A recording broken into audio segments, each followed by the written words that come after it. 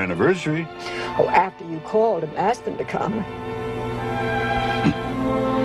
Honey, let's think a while about selling the house. There's so much here.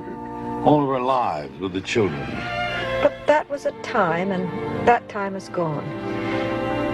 We'll sell the house and begin a new time. Oh, I'll cry a little, but that'll be the end of it.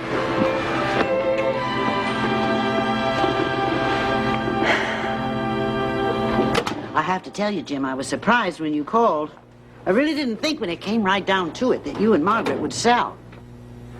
Well, I was kind of surprised myself. We decided rather suddenly last night. The hot water heater blew up? No, we were in the toy department watching Santa Claus. The agreement to sell. Oh. You can check the terms. I think it's all there as you gave it to me on the phone. Hmm. I hope you're ready to move. It's going to sell fast. Yeah? You and Margaret have any plans? What you'll do? No, I think we'll just try to get through Christmas first. Such a busy time with the children and the grandchildren.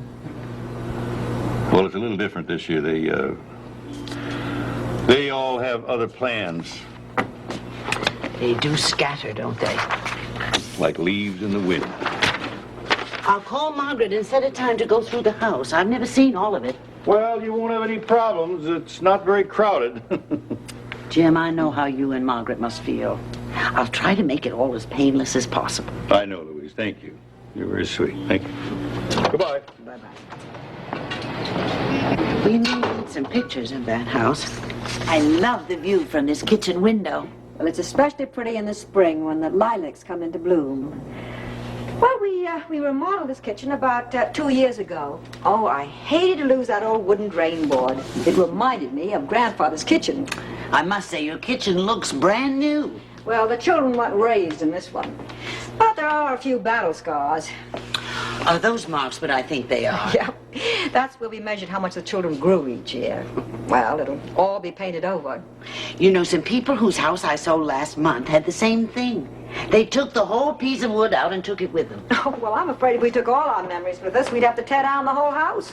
Oh, I'm sorry. The children aren't coming for Christmas. Jim said Betty and the girls would be in London. Well, the airline pilot Betty met when she was in high school is very important in her life again. They're engaged. That's lovely. We don't have air conditioning, but the house is insulated, and, oh, the furnace was new 5 years ago. Excuse me. I'll just mosey around. All right. Hello? Margaret, I'm home.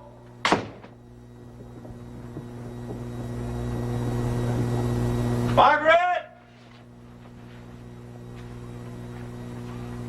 She's on the phone. Oh, I'm sorry, Louise. I didn't know you were here. Margaret and I were just finishing up with the facts and figures. It's a good house. Yeah, it's kept us warm and snug for a good many years. Jim, Betty just phoned. Yeah? Frank's bringing the girls down on his 1:20 flight. Isn't Betty coming? Well, she has a meeting in Milwaukee, but she'll be along later. Whatever happened to London? Oh, I don't know. There was so much noise in that connection, I could only hear half of what she said. Oh, I'm sorry, Louise. We're having a little trouble keeping track of our offspring. Well, we're finished anyway. Oh. I'll put on my parka and disappear into the Arctic afternoon. Yeah. Thank you, Margaret. Yeah. Well, thanks a lot for coming over. Okay, Louise. goodbye, dear. All right, goodbye. Oh, wouldn't you know? I had a feeling that as sure as we put this house in the market, at least one of the children would have a change of heart. Oh, I don't think there'll be any action before Christmas. No one buys a house during the holidays.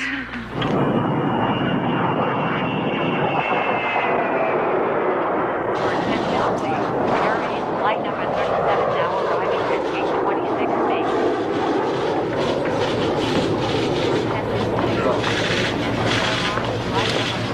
Now boarding at gate 15. Hey, and another thing. What's this we hear about Captain Carlson going to fly the Atlantic? It's all true. First run tomorrow. You make it and we'll give you a ticker tape parade. Sold.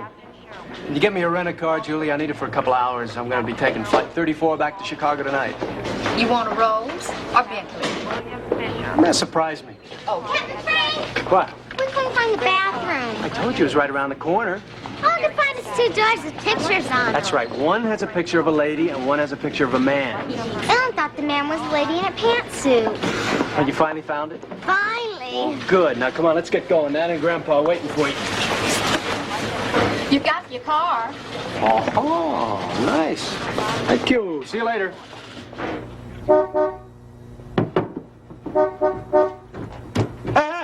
Here come the Chicago Bears.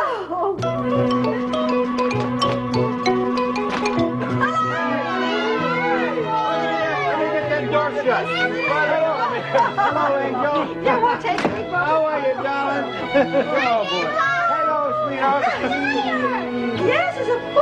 I assume Betty will be along later. Well, there was no reason for the girls to stay around in Chicago while Betty was in Milwaukee. Yeah. She figured you wouldn't suffer too much if you had them for a few days. You can imagine how much we'll suffer. Come on. Warm yourself for the fire. Oh, that's what I need. Hey, what was all that stuff about Christmas in London? The girls didn't want to go. Who's going to London? Come on, open the coat. Look at the wall there with the fire. Where we going to sleep? What in the world were your mother and Aunt Kathy used to... Oh, go on. You know where you slept You before. remember? Don't forget your traveling cases. Oh, Sit boy. down, Fred. There's something. Well, now we have them settled. What about you and Betty? Well, let's see. I arrive in Chicago from Rome at 11 a.m. the day before Christmas. Betty meets me at the airport. I catch the 12:20 flight to Springfield, and we're here at Christmas Eve. That's going to take some careful timing. Well, I was told by your lovely daughter, Betty, if I want to marry her and be the father to those kids, I have to be around on all the holidays no matter what, and I promised. At least you can stay for dinner tonight. Oh, no, Margaret, I'm sorry. I got to be back in 40 minutes. Oh. Let me say goodbye to the kids. Well, here you go. Girls! Girls, come on down and say goodbye to your almost father. Good luck in all your travels.